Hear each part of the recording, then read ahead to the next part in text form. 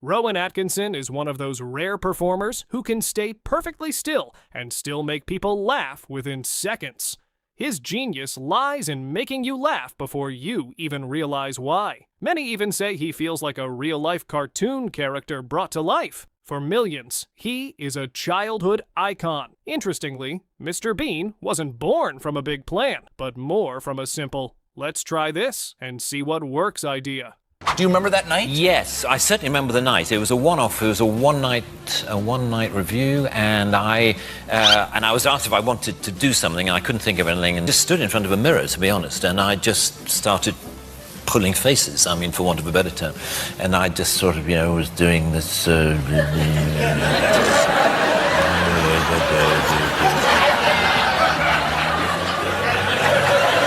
During a chat with Stephen Colbert, Rowan shared the exact night Mr. Bean first came to life. Do you remember that night? Yes, I certainly remember the night. It was a one-off. It was a one-night review, and I was asked if I wanted to do something, and I couldn't think of anything, and just stood in front of a mirror, to be honest, and I just started pulling faces, I mean, for want of a better term, and I just sort of, was doing this.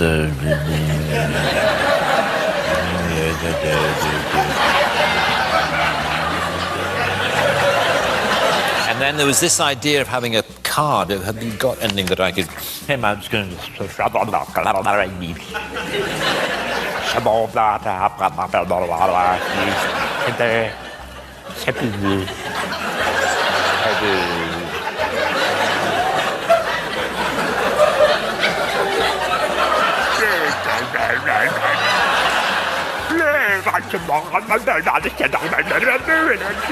Anyway, it was something like that.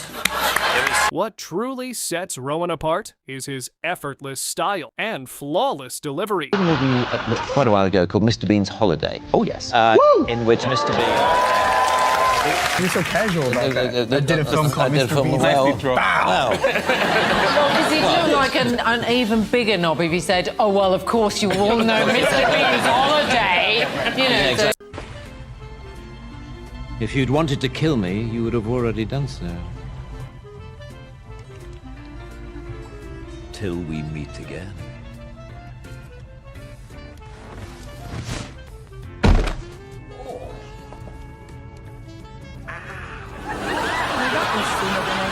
Without a single word, Rowan delivers it perfectly, leaving the host completely stunned.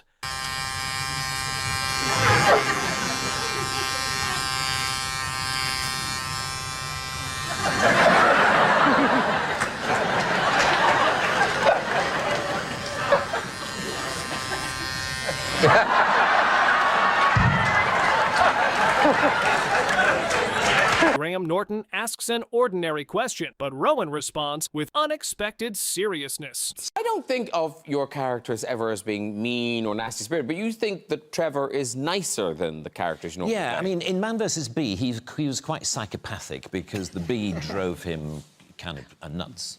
But in this one, he's not so psychopathic. He's a genuinely sweet man, I think, Trevor Bingley, and that's relatively rare, actually. Rowan Atkinson sits for a normal talk show chat, but with him, nothing ever stays normal for long. More, Mr. Bean? I doubt that he will reappear, but you never know. You must never. The people have spoken. Yeah, quite. But you must never say never again. A film, as Jeff mentioned, that I was in. It's the thing I find most tricky is when people don't recognise you particularly, but half recognise you. It's that strange thing where they go. And of course that means they stare. They stare a lot. And they just look. You're sort of feeling, I wish that person wouldn't stare at me. So, I'd rather just, hold up a flag saying, yes. Yes, it's me. Excuse me. Has anyone ever told you that you're the absolute spitting image of that Mr. Bean? And I said, well, actually, I am the actor who plays Mr. Bean. And he said,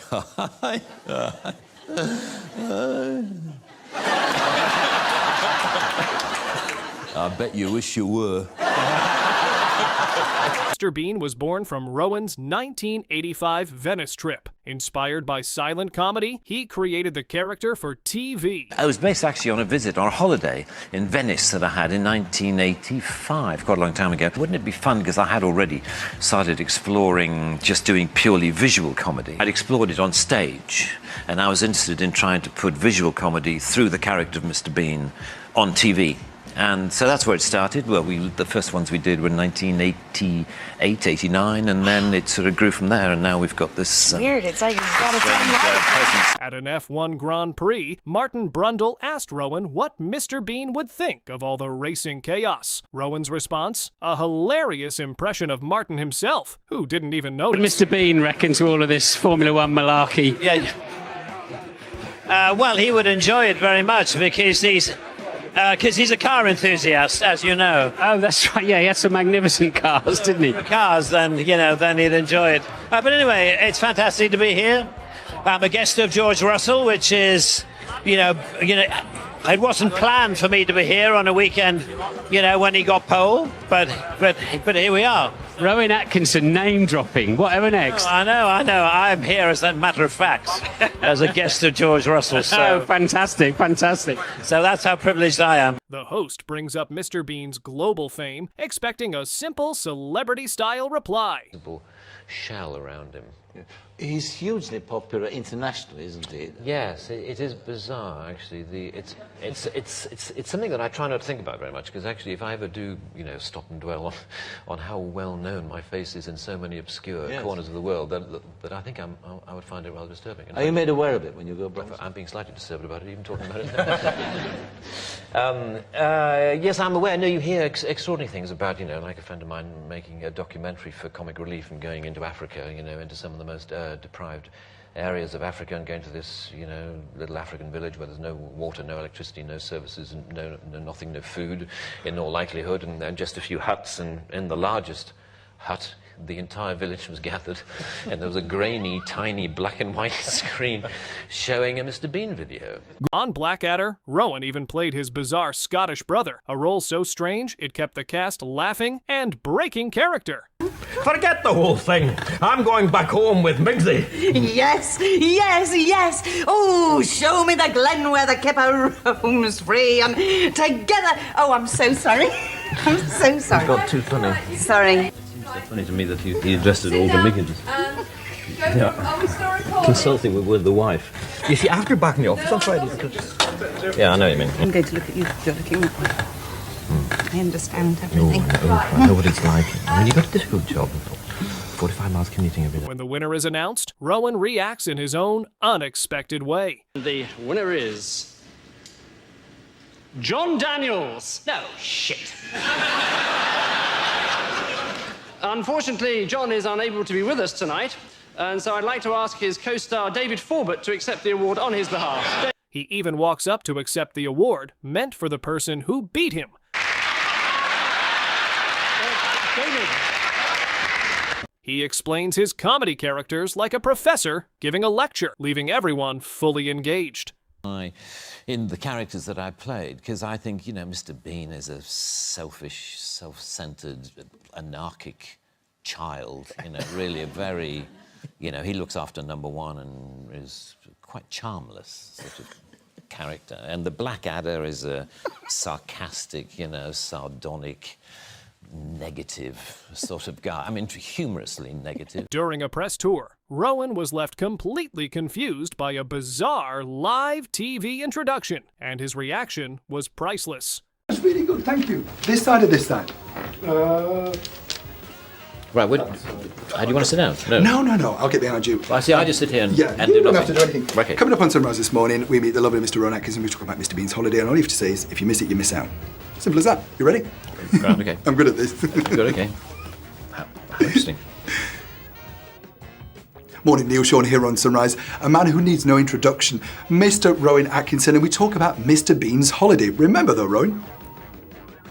Oh, sorry? If you miss it, you miss out. Do you mind doing that again? Yeah, okay. Morning, Neil Sean here on Sunrise. This morning we meet Mr. Rowan Atkinson and we talk all about Mr. Bean's holiday. Remember though, Rowan? What? If you miss it, you miss out. Oh, yes. done Miss Rowan Atkinson on Sunrise this morning. Jay then asks him to recreate a look from a commercial. Has ever been looked at. Really? Can you give us that look? I'm curious. Yeah. Can I do? Look at the women melting. Look at that. It's just, oh. Very good. And he felt much better for it. And then he realized that the house had not actually been quite completed. And that the toilet was not actually connected. There was no water going in and there was no drainage coming out. And he'd left this significant calling card of his own. And he sat there, and then he realized that it wasn't, in fact, it wasn't, it was a little office, it was a little study that they just dropped the toilet. It wasn't supposed to be a toilet at all. And because it wasn't supposed to be a toilet, there was no toilet paper. And he was sort of thinking, what the hell am I going to do? And he rummaged around it in his briefcase, and he found some writing paper lying at the bottom of his briefcase, which is about the right size, you know. It's right, sort of. So he used the writing paper as you would wish to use toilet paper, and then he suddenly realized that it was his headed notepaper that he'd used. It had his name, Richard Steiner, written across the top, and he left the paper on top of what he left in the toilet. Most people think comedians are always funny, but Rowan disagrees. Rowan says he'd rather be interesting than funny, and has no wild airport stories to share. Start with a quote that I read. Oh dear. From you. It says, "The problem with talk shows is that you're supposed to amuse. I generally rely on being interesting rather than funny.